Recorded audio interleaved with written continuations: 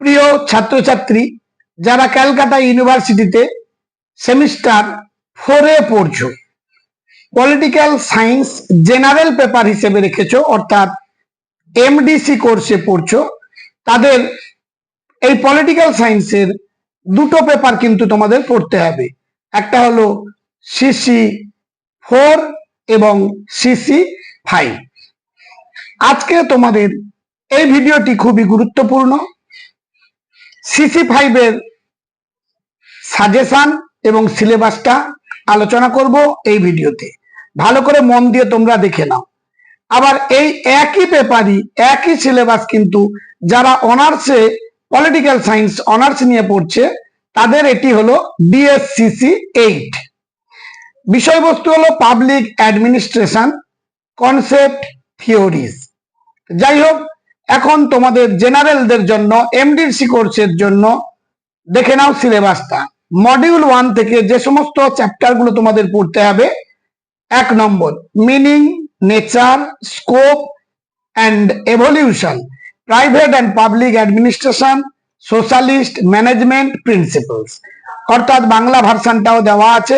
অর্থ, প্রকৃতি, পরিধি ও বিকাশ, ব্যক্তিগত ও সরকারি প্রশাসন, সমাজতান্ত্রিক ব্যবস্থাপনার নীতি ও রূপরেখা। 2 নম্বর টপিকটাও দেখে নাও তোমরা: নতুন সরকারি প্রশাসন, তুলনামূলক সরকারি প্রশাসন, উন্নয়ন প্রশাসন, নতুন সরকারি ব্যবস্থা।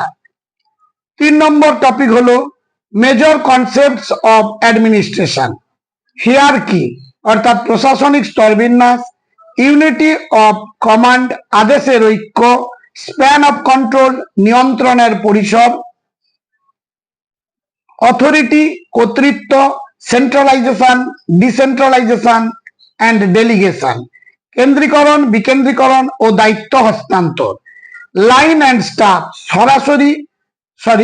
সরাসরি ও পরামর্শমূলক প্রশাসন।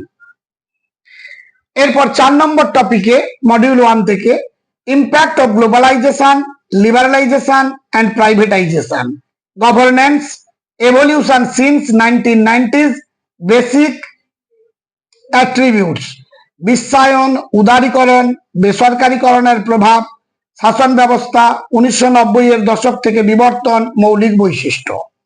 এবার মডিউল 2 তে যে টপিকগুলো আছে: views on bureaucracy, Marx Weber, আমলাতন্ত্র নিয়ে মতবাদ, মার্কস এবং ওয়েবারের। 6 নম্বর টপিক রয়েছে ইকোলজিক্যাল অ্যাপ্রোচ, রিগসন মডেল, পরিবেশগত দৃষ্টিভঙ্গি, রিগস মডেল। 7 নম্বর টপিক রয়েছে অ্যাডমিনিস্ট্রেটিভ প্রসেস, তার আন্ডারে তোমাদের পড়তে হবে ডিসিশন মেকিং, সিদ্ধান্ত গ্রহণ, কমিউনিকেশন অ্যান্ড কন্ট্রোল, যোগাযোগ ও নিয়ন্ত্রণ, লিডারশিপ নেতৃত্ব, কোঅর্ডিনেশন সমন্বয়, অ্যাকাউন্টেবিলিটি দায়বদ্ধতা। 8 নম্বর টপিক হলো public policy, institutions, actors, theories and models of policy making, policy implementation, সরকারি নীতি, প্রতিষ্ঠান ও নীতি নির্ধারক, নীতি প্রণয়নের তত্ত্ব ও মডেল, নীতি বাস্তবায়ন। এই গেল তোমাদের সিলেবাস। এবারে যে সমস্ত প্রশ্নগুলো তোমরা তৈরি করবে সেগুলো আলোচনা করছি। দেখে নাও political science general paper CC5 syllabus আলোচনা করলাম। এবার তোমাদের সাজেশন। এর বিষয়বস্তু হলো পাবলিক অ্যাডমিনিস্ট্রেশন কনসেপ্ট থিওরিজ। তোমাদের 15 মার্কের 4টি প্রশ্নের উত্তর দিতে হবে, 5 মার্কের 3টি প্রশ্নের উত্তর দিতে হবে। এই হলো মোট 75 নম্বরের কোয়েশ্চেন। মডিউল 1 থেকে যে সমস্ত 15 মার্কের প্রশ্নগুলো তোমরা তৈরি করবে, যেগুলো স্টার চিহ্ন দিয়ে রেখেছি সেগুলো আগে তোমরা তৈরি করবে, তারপর অন্য প্রশ্নগুলো পড়বে। আমি আশা করি স্টার দেওয়া চিহ্নগুলো তোমরা পরীক্ষাতে পাবে। প্রথম প্রশ্ন: তুলনামূলক জনপ্রশাসনের মূল বৈশিষ্ট্য আলোচনা করো এবং তুলনার গুরুত্ব ব্যাখ্যা করো। Discuss the main features of comparative public administration and explain the importance of comparison. 2 number প্রশ্ন: শাসন বলতে কি বোঝায়? শাসন ও সরকারের মধ্যে সংযোগ ও পার্থক্য ব্যাখ্যা করো। What does governance mean? Explain the connection and differences between governance and government. 3 number প্রশ্ন, ভেরি ইম্পর্টেন্ট প্রশ্ন, স্টার চিহ্ন দিয়েছি। সনাতনী জনপ্রশাসনের প্রতি চ্যালেঞ্জ রূপে নয়া জনপ্রশাসনের উদ্ভব ও বৈশিষ্ট্য আলোচনা করো। Discuss the emergence and characteristics of new public administration as a challenge to traditional public administration. পরবর্তী প্রশ্ন, নতুন জনপ্রশাসন ও তুলনামূলক জনপ্রশাসনের মূল পার্থক্য ব্যাখ্যা করো। Explain the main differences between new public administration and comparative public administration.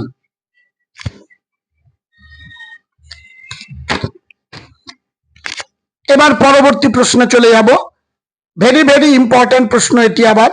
বিশ্বায়ন, উদারীকরণ ও বেসরকারীকরণ জনপ্রশাসনের চরিত্র বদলে দিচ্ছে, বিশ্লেষণ করো। Analyse how globalisation, liberalisation and privatisation are changing the character of public administration.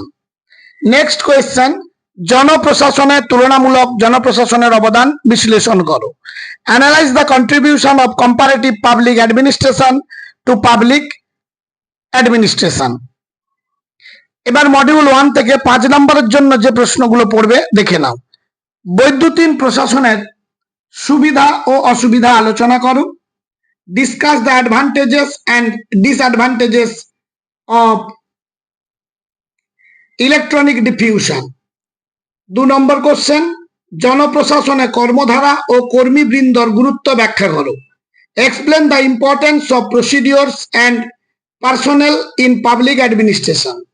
Question number 3, জনপ্রশাসনের প্রকৃতি ও পরিধি আলোচনা করো। Discuss the nature and scope of public administration. Number 4, ভারতীয় পরিস্থিতিতে উন্নয়ন প্রশাসনের প্রাসঙ্গিকতা লেখো। Write the relevance of development administration in Indian context. এবার আমরা মডিউল 2 তে চলে আসব। মডিউল 2 থেকে 15 মার্কের জন্য যে প্রশ্নগুলো তোমরা তৈরি করবে। প্রথম প্রশ্ন, জননীতির গুরুত্ব ও বাস্তবায়ন প্রক্রিয়া আলোচনা করো। Discuss the importance of public policy and its implementation process. রিক্সের প্রিজমেটিক মডেল জনপ্রশাসনে নতুন বিশ্লেষণ ধারার সূচনা করে ব্যাখ্যা করো। খুব ইম্পর্টেন্ট প্রশ্ন এটি।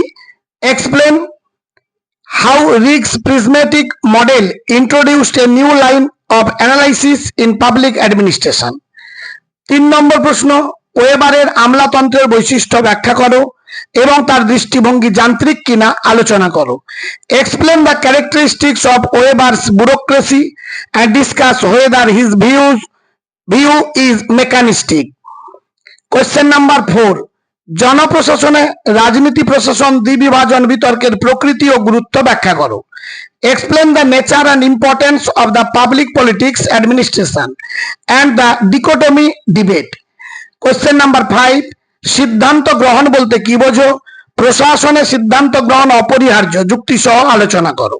What do you mean by decision making? Discuss the essential arguments for administrative decision making.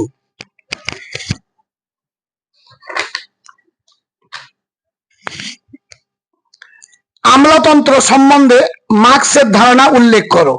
Mention Marx idea about bureaucracy. Module 2 থেকে 5 নম্বরের জন্য যে প্রশ্নগুলো তোমরা পড়বে। প্রথম প্রশ্ন, আমলাতন্ত্র একটি লৌহ খাঁচা, ওয়েবারের তত্ত্ব অনুসরণে বিশ্লেষণ করো। ভেরি ইম্পর্টেন্ট প্রশ্ন। Bureaucracy is an iron cage, analyze it following Weber's theory.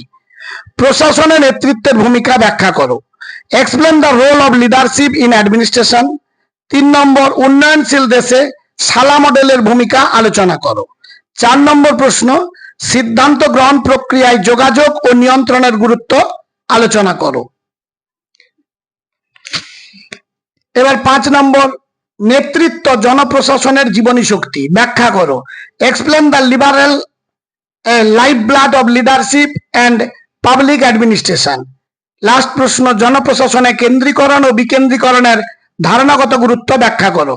Explain the conceptual importance of centralisation and decentralisation in public administration. সবশেষে চ্যানেলটিকে সাবস্ক্রাইব করে পাশের বেল আইকনটি ক্লিক করে রেখো। নতুন কোনো ভিডিও আপলোড করলে সঙ্গে সঙ্গে তার নোটিফিকেশন পেয়ে যাবে। আর বন্ধুদের মধ্যে শেয়ার করতে ভুলে যাবে না। আজ তাহলে এই পর্যন্ত, সবাই ভালো থেকো, দেখা হবে পরবর্তী ভিডিওতে।